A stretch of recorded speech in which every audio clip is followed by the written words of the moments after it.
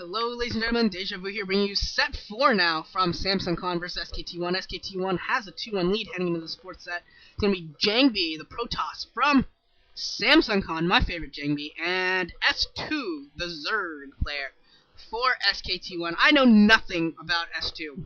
I honestly have never seen him play. I've never really heard of him other than when I click on SKT1's team page and, well, S2 exists. And that's about all I know about him. Just looking at his page, he has a 6-0 record versus Protoss, but he hasn't played any really good Protosses. I think he's played like Wemchi and Pure.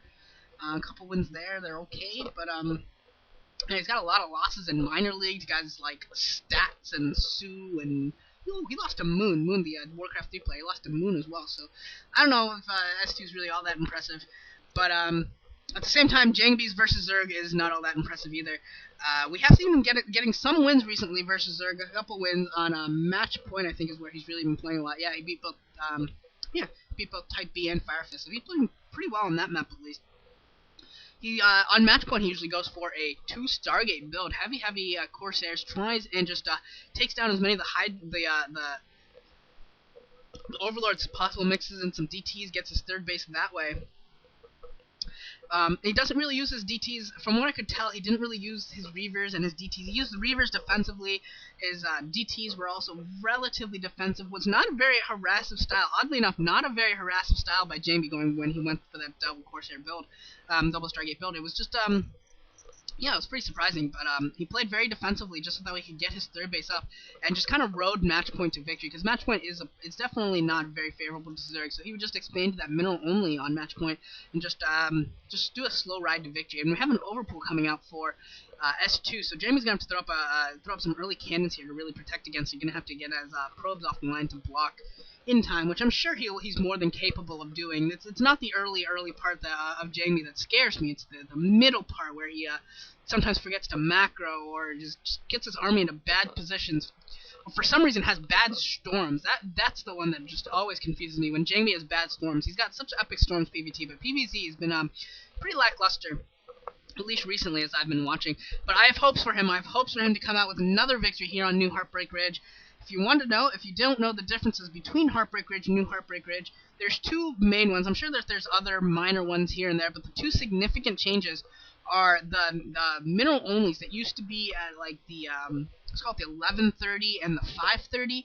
They've been moved pretty much to the 6 and the 12, away from those not as close to those ramps as they were before, so it's a little bit closer to your third base, a little bit easier for you to go and take them, and therefore a little slightly harder to harass as well. The other big change, very significant as well. The probe did go down for Jangbi, by the way, the scouting probe. Got a gateway and a photon cannon coming up for Jangbi, so as long as he has a couple probes out to block, should be more than fine for any sort of an early run by, although it doesn't look like that many Zerglings have been produced by S2. The other significant change was the middle expansion. Used to only have 4 entrances to it. There's 6 ridges on Heartbreak Ridge that gives it its wonderful name.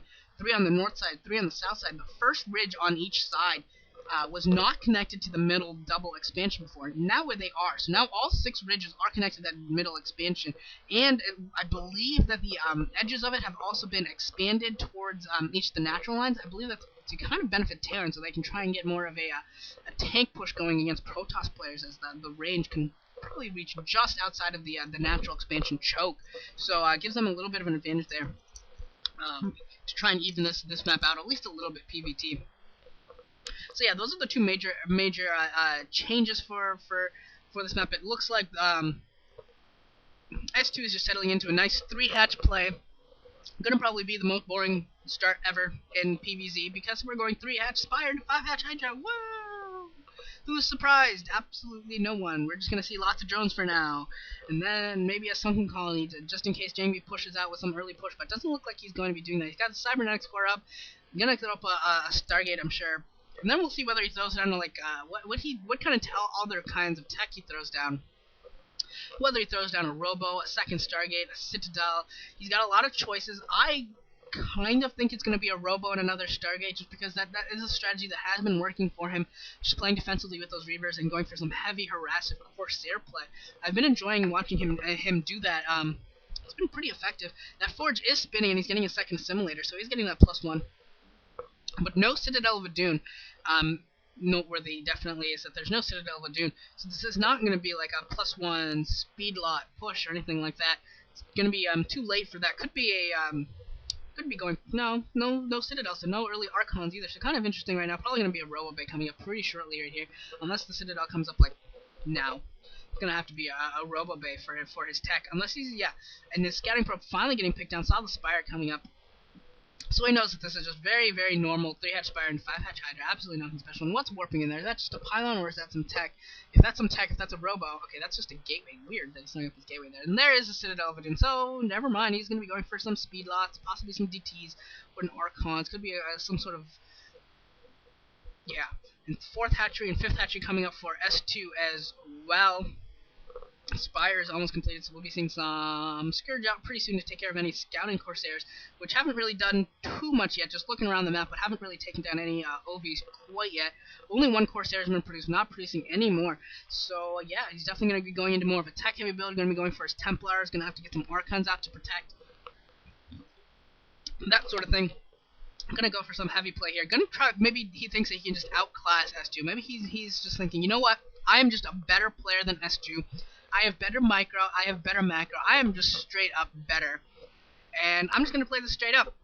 You can have your 3-hatch Spire and 5-hatch Hydra, I will have my normal Templar build, and we'll just see who's better at it, man, we'll just see. And maybe Jangbi thinks that he can take S2 down despite having what really amounts to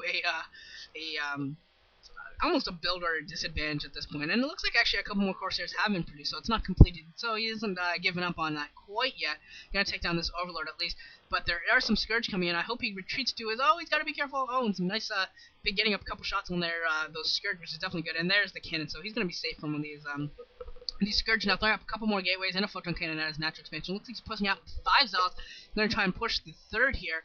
And some decent SimCity going down here for S2, and also delaying these Zealots long enough with these stupid Zerglings getting in the way. So I think he's gonna have time to get up a couple Hydras as well. He's got a Sunken Colony already up. He's got 4 or 5 eggs there, Evolution Chamber and 2nd hatchery also protecting.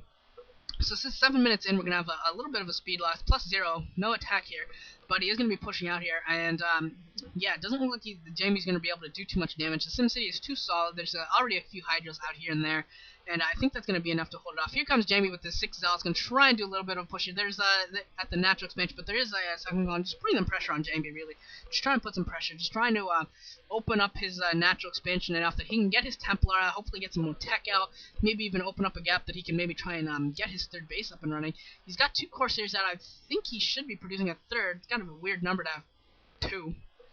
Kind of weird, especially if they're not scouting around. Not really much use for 2 Corsairs, although they are picking up weakly damaged Scourge pretty easily.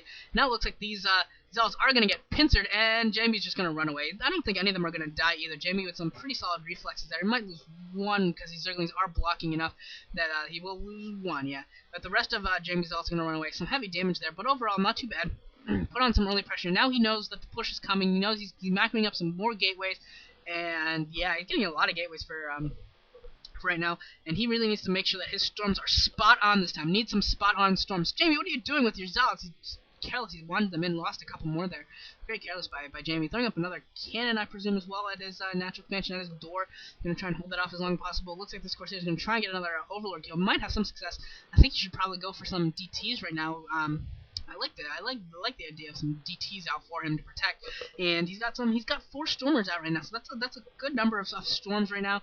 Robo Bay coming up as well, probably just in case transition to Reavers, or could also be for Observers, either or. And also, drops are also a viability. We got a 4th hatchery coming up right now for S2 at the 12 o'clock position. Hasn't really engaged with this Hydra, just has been trying to take a 4th base and trying to macro up. Lurkers are out, so yeah, those Observers should be out pretty close to on time, maybe a little bit late. Probably a little bit late, but pretty close, not too bad. And these Scourge are not going to be able to take down this Corsair. I don't think that the cannons are going to be in time to take down enough of the Scourge. Got some Dragoons coming out as well to try and deal with the Lurkers. And another little push coming out for Jangbi with some speed lots. I think they're probably +1 upgrade right now. That is a lot of Lurkers, my friend S2. That is just a lot of Lurkers. And hopefully they all get stormed into oblivion. And we got some Zealots going to charge into the base, see if they can do any damage. Are they going to go? Where are they going to go? They are going to go in. They're going to try and get some drones, see how many drones they can get. And they get 1 drone. John, Jamie, 2 drones. How many more are they gonna get? Gonna sneak into the main, get away from that sunken colony. Very, very smart. Gonna get away from that sunken